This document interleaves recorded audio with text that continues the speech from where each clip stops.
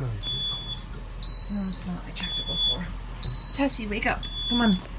Tessie had a lot of central apneas, and her alarm was basically going off not all night, but all morning, I guess. And by morning, I mean like from 3 to 5, over and over and over again, until she finally...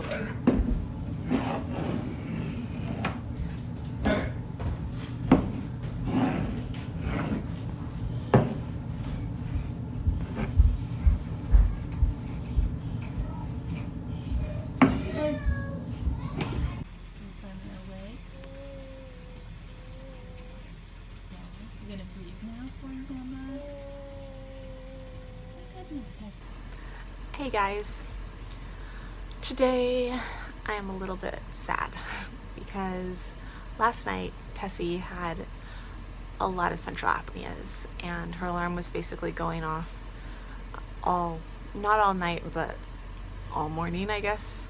And by morning, I mean like from 3 to 5, over and over and over again, until she finally woke up. And it wasn't waking her up. At first it was rousing her. She was sleeping, I guess, lightly enough that it was rousing her, and she would start breathing again, and then it wasn't even doing that, and we were saying her name, trying to get her to wake up enough, and that wasn't working. Even that wasn't working. And so then I got over there, and because I would like lay back down when she would start breathing again, because sometimes it does, sometimes it stops, sometimes it happens once or twice and she's okay.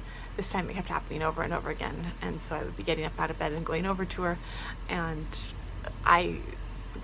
after, I don't know, the 5th time it happened, I put my hand on her chest to see if her sensors had come off, and I could feel that both sensors were in place and that she wasn't breathing, and kind of like rubbed her little chest, and then I could feel her start breathing. So they were real, which, yeah, it was stressful.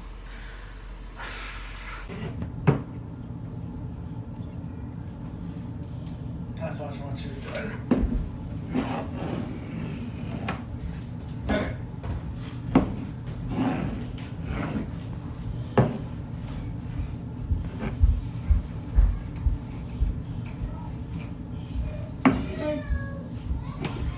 And is also disappointing because I guess for a long time we were being told that it was prematurity because they had done so many tests. I mean, they tested every single thing that they could think of when she was in the PICU, and basically declared that since everything was tested, either she didn't have it or it had to be prematurity, and that if it was prematurity, the real risk would be over at 9 months, and at 12 months or 18 months she would have outgrown it.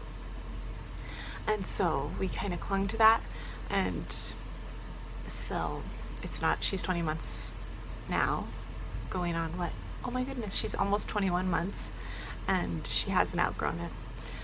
And I think I need to accept that she maybe isn't going to outgrow it, and I'm not super disappointed when we go, like, so that I don't get my hopes up when she goes a month or 2 months or 3 months even. I think we've gone 3 months where her little alarm is totally quiet for 3 months, and then she has a big incident where she doesn't start breathing again on her own. And it's really, really scary. So, and then I'm torn about what to do. Like, what I'll probably do is call the nurse's line on Monday and talk to the nurse and tell them what happened and ask them to put it in her chart, because if I call the doctor's line, emergency line, they'll tell me to take her to the ER, but at the ER, I've done it, and when you take her to the ER, they're like, because when she's awake, she's totally fine, and at the ER, they're like, this baby's totally healthy. Like, yeah, well, she wasn't breathing in her sleep.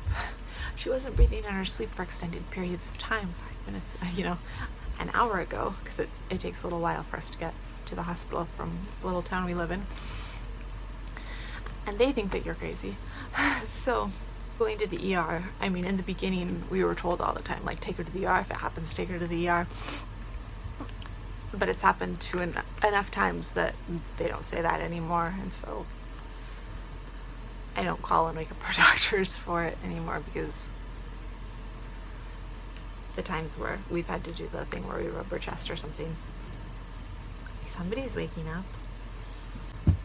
mean, it's not super, super common, but it's not super, super infrequent either. Happens every few months, it seems like. If they could just find why. Hopefully that's what genetics maybe will be able to find. But I also, the reason I call and do leave a message on the nurse's line is because I want it to be in her chart so that if they try to take her, if someone tries to take that monitor away like they did in November, there's a record that yes, this happened and she stopped breathing over and over and over again, and she didn't start breathing on her own. And no, you can't take that baby's monitor away. And yeah, I'm gonna fight you just like I did last time you tried to take it away. They tried to take it away from us, and they acted like I was crazy and said she didn't need it anymore, and that they were 99.99999% sure she didn't need it anymore, and they would give one more sleep study. And they did it, and she had hypoxias all night long, and they sent the oxygen concentrator home with her that day, and they stopped trying to take it away from her. But she has another sleep. She has to requalify every 6 months, and I'm always terrified that she's going to have a good night, that it's on a good night when she has the next test. Because, I mean, just because she has a good night, it just means that that's a good night. It doesn't mean that there aren't other bad nights, and the insurance company is the one making the calls, and of course they don't want to pay for it. I mean, they don't care what happens to her. I become so much more cynical. No. When it's your own baby, it makes you more cynical. When it's your own baby and they've tried to take the monitor, they've come to your house and they've tried to take your baby's monitor that keeps your baby, that lets you know when your baby stops breathing at night, it makes you much more cynical. On the other note, tomorrow is the big day. Tomorrow's the autism testing, and I'll make a post when I know. I probably won't know. I'll make a post about how it goes, and then I'll make a post when I know. Usually it's about 24 hours later. Hopefully, I think the first with Maggie was 48 hours later, and I was like losing my mind for 24 hours after waiting for them to call me, sitting there staring at my phone. Stressful. Yeah. So that is what's going on here. This was not the post I had planned today. I plan posts on my calendar, which I need to hang up on the wall. It's like been moving around the room. Poor Paul. I plan posts and then stuff happens and other posts get made. However, the videos that are going to be going along with this, which I've probably already seen by this point since this is the end of the video, are of Tessie loving the flashlight. That Nanny and Bopa got a bunch of flashlights for the kids to play with while they were in their house, because they were playing sardines while they were having a slumber party, and Tessie had a flashlight she was playing with here, and she absolutely loved it. She was having so much fun. So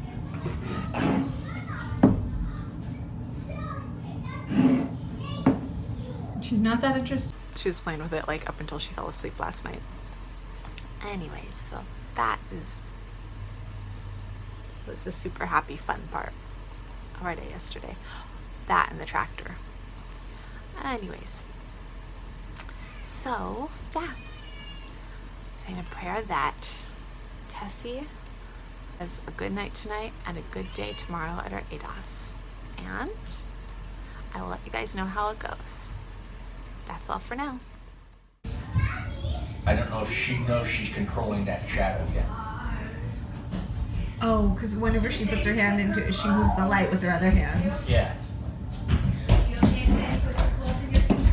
But James discovered that this afternoon when he put his hand up, and I told him to look at the ceiling, and then he realized that was his hand up there, and he really got excited.